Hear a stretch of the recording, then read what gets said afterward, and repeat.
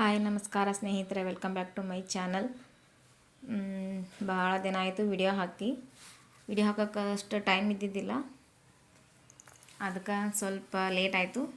ಇವಾಗ ಇದೊಂದು ಬ್ಲೌಸ್ ಅಂದರೆ 28 ಇದೆ ಸುತ್ತಳತೆ ಕಟೋರಿ ಬ್ಲೌಸ್ ಯಾವ ರೀತಿ ಕಟ್ ಮಾಡೋದು ಅಂತ ತೋರಿಸ್ಬೇಕಂಥೇಳಿ.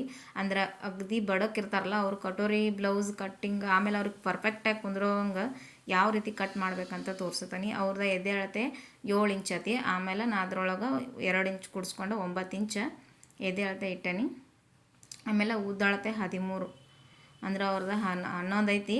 11 2 ಇಂಚ್ ಕೂಡಿಸ್ಕೊಂಡು 13 ಇಟ್ಟೇನಿ. ನಾನು ಇದು ಪ್ಲೇನ್ ಬ್ಲೌಸ್ದ ಬ್ಯಾಕ್ ಫ್ರಂಟ್ ಎರಡು ಸೇಮ್ ಇಟ್ಟ ಕಟ್ ಮಾಡ್ತೀನಿ.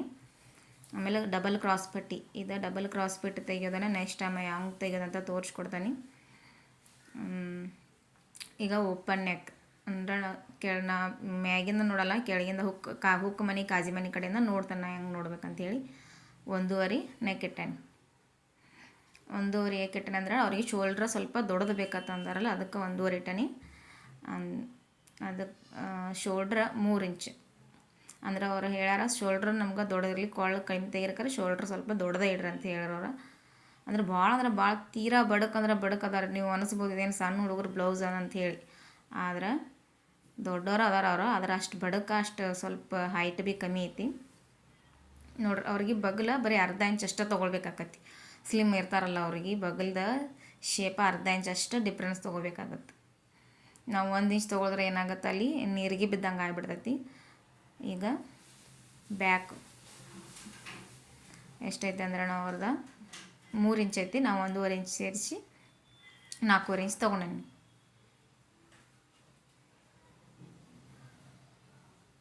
ಇಷ್ಟ ಚೂರು ಸ್ವಲ್ಪ ಡೀಪ್ ಬರಲಿ ಅಂಥೇಳಿ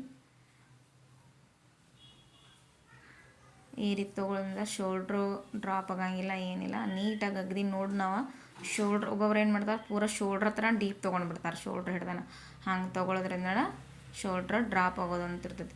ಆಮೇಲೆ ಬರೀ ಕಟ್ಟಿಂಗಲ್ಲಿ ಮಾತ್ರ ಅಲ್ಲ, ನಾವು ಸ್ಟಿಚಿಂಗ್ ಮಾಡೋವಾಗೂ ಶೋಲ್ಡ್ರ್ ಡ್ರಾಪ್ ಆಗೋವಿರ್ತಾವೆ. ಅದು ಶೋಲ್ಡ್ರ್ ಡ್ರಾಪ್ ಆಗದೇ ರೀತಿ ಯಾವ ರೀತಿ ಸ್ಟಿಚ್ ಮಾಡಬೇಕು ಅನ್ನೋದನ್ನು ತೋರಿಸ್ಕೊಡ್ತೀನಿ. ಆಮೇಲೆ ಈಗ ಕಟೋರಿ ನೋಡಿರಿ, ಇವ್ರಿಗೆ ಕಟೋರಿ ಶೇಪ ಅಗದಿ ತೀರಾ ಕಡಿಮೆ ಬರುತ್ತೆ. ಅಂದ್ರೆ ನಾವು ಎದೆ ಏನು ಇಟ್ಟಿರ್ತೇವಲ್ಲ ಅದರಲ್ಲಿ 2 ಭಾಗ.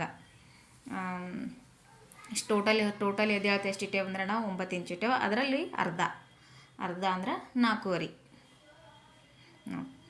ಕಟೋರಿ ಶೇಪ ಇವರು ತೀರಾ ಇಷ್ಟು ಚಿಕ್ಕದಾಗಿ ಬರ್ತೈತಿ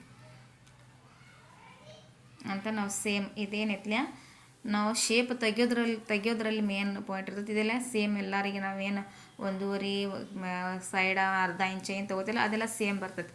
ಆದ್ರೆ ನಾವು ಮೇನ್ ಕಟೋರಿ ಶೇಪ್ ಹಾಕೋದ್ರಲ್ಲಿ ನಾವು ಅವರು ಎದೆ ಸುತ್ತಳತೆಯಲ್ಲಿ ನೋಡ್ಕೊಂಡು ಹಾಕಬೇಕಾಗತ್ತೆ ನೋಡ್ರಿ. ಇದು 1.5 ತೊಗೊಂಡು ಈ ಕಡೆ 4.5 ಬಂದೈತಿ, ಈ ಕಡೆ 4.5 ಬಂದೈತಿ, ಅದು ನೋಡ್ಕೋಬೇಕಾಗುತ್ತೆ. ಈಗ ಅರ್ಧ ಇಂಚ್ ಈ ಕಡೆನೂ ಅರ್ಧ ಇಂಚ್ ತೊಗೊಂಡು ಈಗ ಕಟೋರಿ ಶೇಪ ಈ ರೀತಿ ಹಾಕೋದ್ರೆ ಕಟೋರಿ ಶೇಪ್ ಅನ್ನೋದು ನೀಟಾಗಿ ಬರುತ್ತೆ.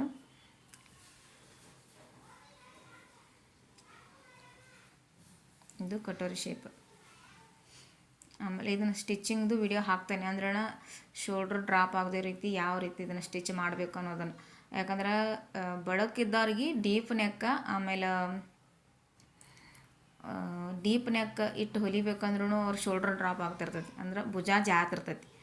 ಅದು ಸ್ಟಿಚಿಂಗಲ್ಲೂ ಕೆಲವೊಂದಿಷ್ಟು ನಾವು ಅಡ್ಜಸ್ಟ್ಮೆಂಟ್ ಮಾಡ್ಕೊಳ್ಳೋದಿರ್ತೈತಿ. ಅದು ಯಾವ ರೀತಿ ಮಾಡಿ ನಾವು ಹೊಲಿಬೇಕು ಅನ್ನೋದನ್ನು ಸ್ಟಿಚಿಂಗಲ್ಲಿ ತೋರಿಸ್ಕೊಡ್ತಾನೆ. ಇದು ಡಬಲ್ ತೊಳು ಅಂದ್ರೆ ಮೇಗಾ ತೊಳು ಅಂತಾರಲ್ಲ, ಆ ಡಬಲ್ ಸ್ಲೀವ್ಸ್ ಇಟ್ಟು ಕಟ್ಟಿಂಗ್ ಅದ. ಇದು ಯಾವ ರೀತಿ ಮಾಡಬೇಕಂತ ಈಗ ಬರೀ ಜಸ್ಟ್ ಕಟ್ಟಿಂಗ್ ದಟ್ಟ ಹಾಕೀನಿ. ಇದನ್ನು ನೀಟಾಗಿ ನೆಕ್ಸ್ಟ್ ವಿಡಿಯೋ ಒಳಗೆ ಬಿಡಿಸಿ ಹೇಳ್ತೀನಿ. ಇದು ಸ್ಲೀವ್ಸ್ ಕಟ್ಟಿಂಗ್. ವಿಡಿಯೋ ಇಷ್ಟ ಆದ್ರೆ ಲೈಕ್ ಮಾಡಿ, ಶೇರ್ ಮಾಡಿರಿ, ಕಮೆಂಟ್ಸ್ ಮಾಡಿರಿ. ಆಮೇಲೆ ನಿಮ್ಗೆ ಏನು ಅರ್ಥ ಆಗಿಲ್ಲ ಅಂದ್ರೆ ನನಗೆ ಕಮೆಂಟ್ಸ್ ಮೂಲಕ ತಿಳಿಸ್ರಿ, ನಾನು ನಿಮ್ಗೆ ವಿಡಿಯೋ ಮೂಲಕ ರಿಪ್ಲೈ ಮಾಡ್ತೀನಿ. ಇದು ಡಬಲ್ ಸ್ಲೀವ್ಸು. ಭಾಳ ದಿನ ಆಗಿತ್ತಲ್ಲ ವಿಡಿಯೋ ಹಾಕಿ, ಹಾಗಾಗಿ ಇದೊಂದು ಬಡಕ್ಕಿದ್ದಿರ್ತಾರಲ್ಲ ಅವ್ರದ್ದು ಯಾವ ರೀತಿ ಕಟೋರಿ ಶೇಪ್ ಯಾವ ರೀತಿ ಬರುತ್ತೆ ಅಂತ ತೋರಿಸ್ಬೇಕನ್ನೋ ಕಾರಣಕ್ಕೆ ಇದೊಂದು ವಿಡಿಯೋ ಹಾಕೀನಿ. ನೋಡ್ರಿ ಎಲ್ಲ ತೆಗೆದಿರೋಂಥ ಪಾರ್ಟ್ಸ್ಗಳು ನೋಡಿದ್ದು ಕಟೋರಿ ಶೇಪ್. ಇದು ಸ್ಲೀವ್ಸು ಅಂತ ಕ್ರಾಸ್ ಪಟ್ಟಿನೂ ತೆಗೆದ್ನಿ. ಇದು ವಿಡಿಯೋ.